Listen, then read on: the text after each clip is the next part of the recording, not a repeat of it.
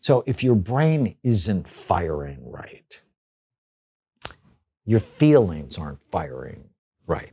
And that's the big disconnect in our society, that we don't love our brains and we have a lot of anxiety and depression, and they connect. And so if we can stabilize the functioning in your brain, the burritos are going to go down. Both of you have this sleepy brain, especially in the front. I think one of your temporal lobes is firing erratically, and that's why the temper stopped. Emotional brain's up. Your cerebellum's really sleepy. So if we activate this, this will get better. Okay. And then you'll find focus is easier, and decision-making and judgment and impulse control. Yeah, that would be nice.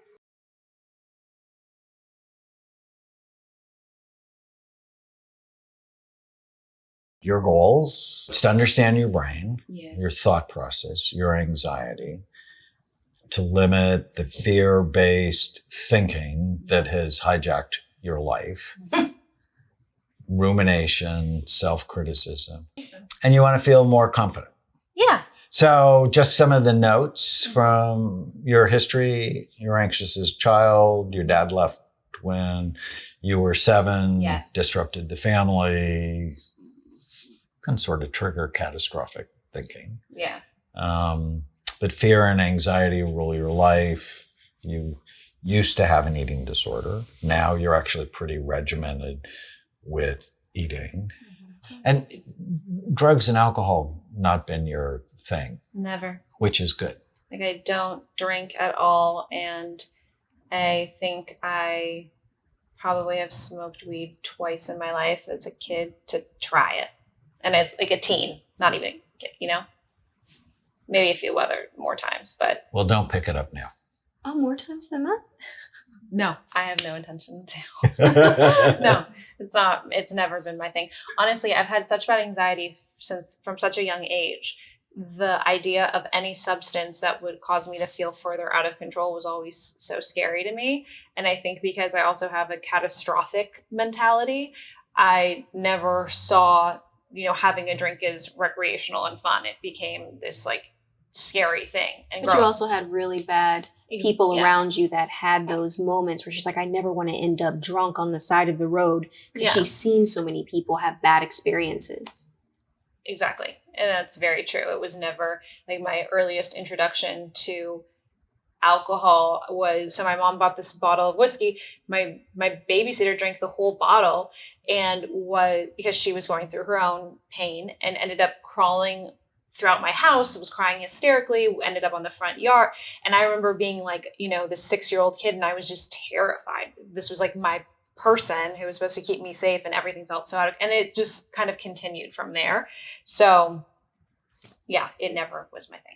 And you've been in therapy a couple of times. Yeah. And have they ever taught you how to get rid of the bad thoughts you get hooked on? I've had a lot of therapy, and mostly it's just been trying to counter the thought. So it's like, if I have a negative thought, then trying to break it down and counter it with a factual statement, because oftentimes my thoughts are based in not reality, or not like in what's really happening. So that's been the biggest tool I was taught, or journaling, or, trying to just calm my brain down in some way. So like meditation, things like that. Yeah, we're going to actually see it's not calming your brain that you need to do. We need to activate it.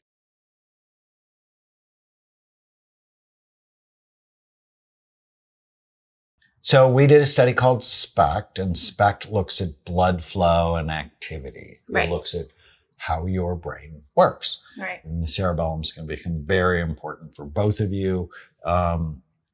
It's got half of the brain's neurons, and so it typically is busy. Mm-hmm. When I look at your scan, I don't like it. Something happened, and I don't know what. That it's really sleepy. It's really low in activity. Can be a whole bunch better, but it's like with these repetitive thoughts, it's like your brain can't break them. And you try, you work on it, you go for therapy. I want you to think of it like hardware and software. If the hardware is not quite right, the software won't run it. Right. Right. So you can go learn how to not believe every stupid thing you think, but then they just pop up again. Mm-hmm. So why I have an anteater here is I call them ants, automatic negative thoughts that just come into your mind and infest you. Yeah. And the anteater just helps clean it up. But, I saw this and I've seen a whole bunch of them. And I'm like, and it looks like a trauma pattern. You can see here in the back. And sometimes it actually happens before you have memory.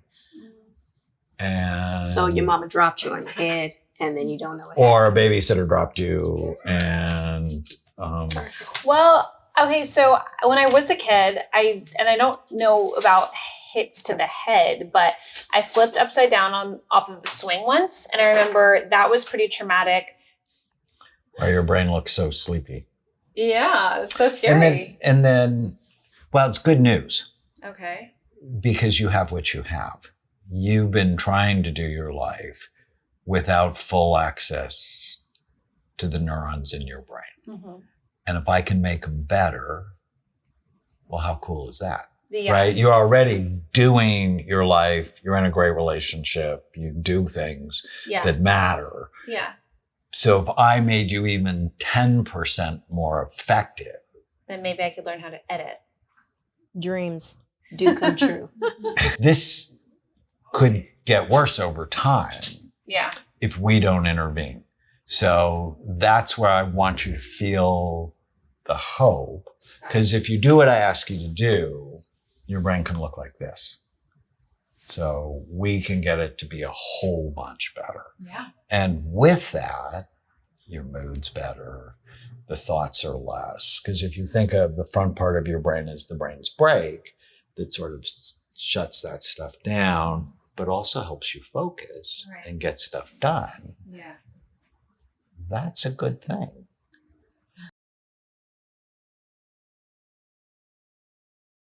Emotional trauma can lead to, this is a question, can emotional trauma lead to the lack of blood flow in certain brains to make your brain end up like that? Usually emotional trauma growing up activates the brain. And so your limbic system works too hard. Okay. So emotional trauma generally doesn't lead to physical brain damage. It leaves your brain always watching for bad stuff to happen. Okay. It's like a dual component. It's like you have the physical trauma that you could get from a hit on the head, and then the trauma that we are much more focused on, which is like the long-lasting emotional, these narratives combined. It's like just creates mayhem in your head. But then if you have a physical trauma too that's working against you, it makes it even harder. Makes it harder to deal with it. Yeah. You don't process it as well. And with emotional trauma often comes physical trauma. So if there's angry and there's whoopings, that's generally bad for your head. And that chronic fear of not knowing how people are going to react, that resets your nervous system to just always watch.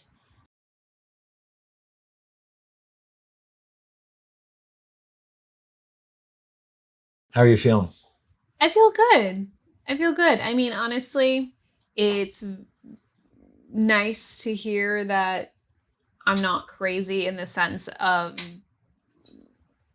like I just can't figure this stuff out, because I have been so overwhelmed by my thoughts and my feelings and my attempts to help myself, and they haven't really got me over that hill. So I feel hopeful that maybe this is the key to connecting a few of the missing pieces that I've struggled with, and maybe will make life more joyful and there will be more ease and all of those things. So I'm excited. Yeah, it's good news. Yeah. Right? I mean, it's always how you take things, right? You can look at it and you can go, oh no, this is awful. Or you can go, I already knew it was trouble. Right. Let's make it better. Yeah. Right? And that's the hope. I showed you how much better it could be. Totally. Yeah. Good. See, I don't want you to think about, I don't know what's wrong with me. I want you to go, despite all this, I've done amazing stuff. So there's a whole bunch right with me. Thanks. Yes. It's always perspective, right? It's always how you look at things. That despite some of the challenges you've had, you've been wildly successful for a long time. Thank you. So I have you two in my head. So I know, I was saying to Raven, I was like, let's see. Maybe he'll fall in love with us and then want to like be our marriage counselor, like be our couples therapist. I love doing couples. I know. love doing couples because I feel like I get a more complete Picture. picture.